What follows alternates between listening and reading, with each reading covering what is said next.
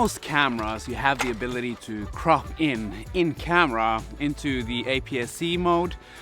But is there any benefits of cropping in camera rather than just cropping in post-production?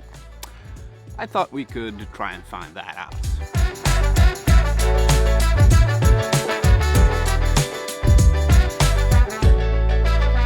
Cropping in camera does have its benefits, but it also has its downsides.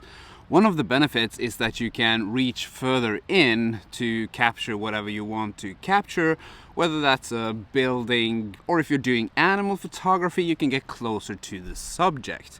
But the downside is that your sensor in your camera only has the amount of megapixels that it has. So how does the camera crop in without losing quality? Well, actually it can't, because when the camera crops in, it crops in on the amount of megapixels on the sensor.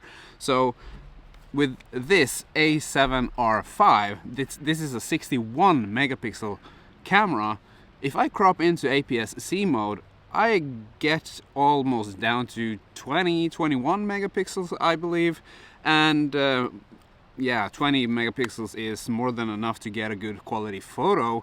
But if I were to use my, let's say, A7S III that only has 12 megapixels, I'm not even sure how many megapixels I would be left with if I were to crop into an aps-c mode with that camera.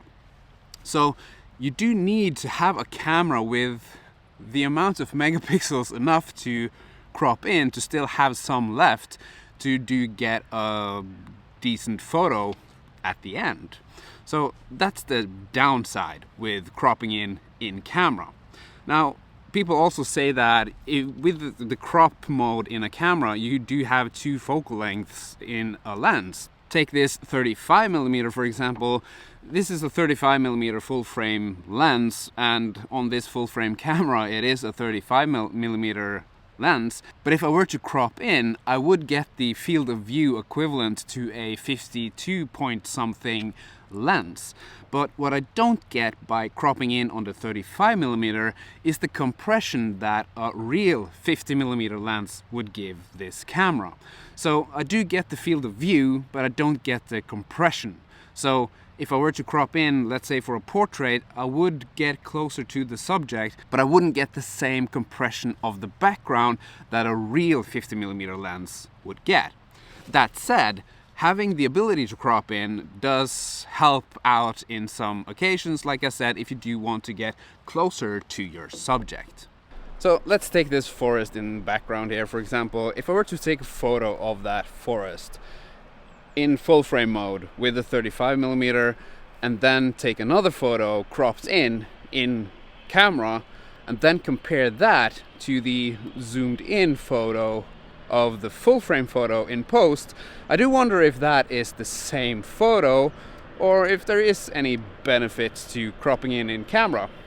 I do think I know the answer to it, but let's just try it out for fun, shall we?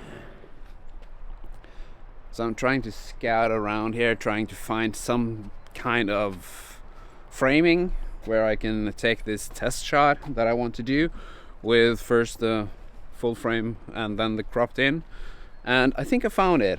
I think if I place myself over there and then I have the camera here, this could be quite the view, don't you think? I think so. So I'm gonna try that. I'm gonna place myself. Whoa. Yeah, that could have been a wet experience. So I don't think the dog would have saved me. Hade du Millie? Hade du räddat mig? Hade du räddat mig? Hade jag dött ute? Hade du räddat mig? Hade du dött? Anyway. I think I'm gonna place myself over there and try and capture that photo. And I do believe she will probably get in the way, as she usually does.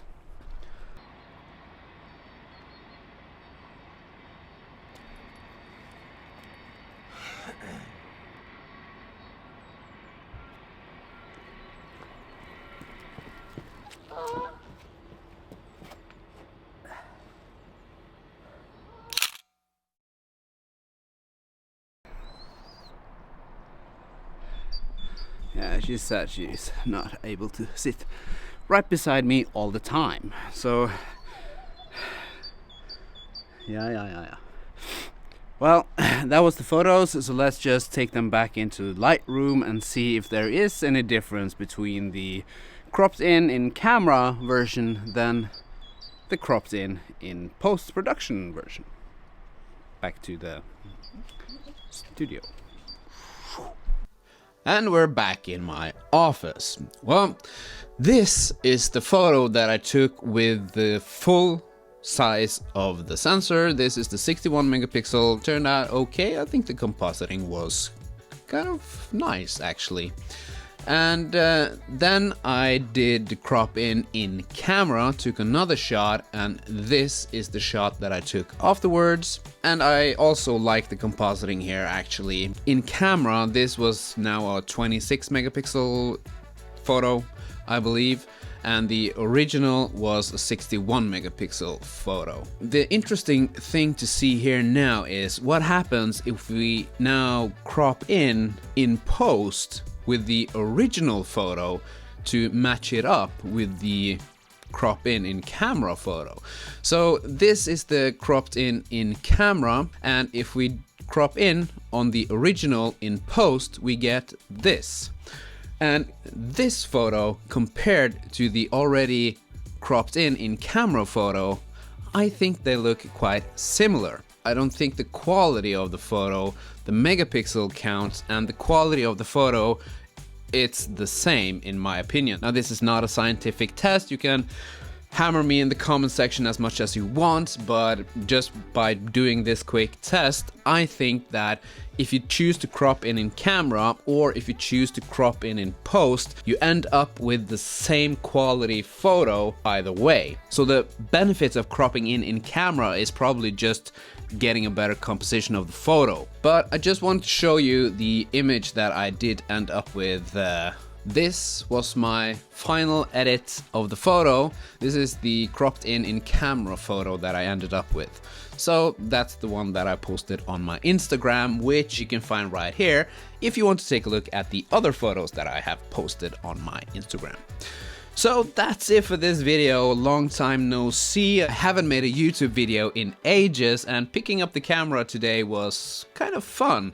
And one of the reasons why I actually picked up my camera today was, well, there's two reasons. There's another Norwegian YouTuber down in Stavanger that's also making YouTube videos, and he picked up his camera yesterday, so I thought I should do that too. The other reason is this. This is the A6700 that I just bought for myself. This I bought because of the Fujifilm X106 hype that's been out there. Because of that camera, I thought, yeah, I really do want a more easy to use camera that I can just bring along with me, but I did want a camera that I could shoot in C-Log, 10-bit, 422, yeah, the whole shebang. And with the A6700 I do get all that, so I sold my Insta360 One X2 and I also sold my ZV-E10 to be able to afford this. So now I have an A6700, and paired up with this, I have this 20mm pancake lens that I think this and this together, it makes up a really compact setup that I can just throw this in my pocket, in my jacket, and bring it along with me. Anyway, that was just a little bit of rambling. Now I am going to end this video. Thank you for watching if you did make it this far, and comment blueberry in the comment section if you did make it this far. It will be interesting to see how many of you that actually watch until the end of the video. Now I'm done. Thank you for watching. I hope you got something out of this video. If you did, please hit that like button, subscribe if you haven't done that already, and maybe I will see you in another video. Bye.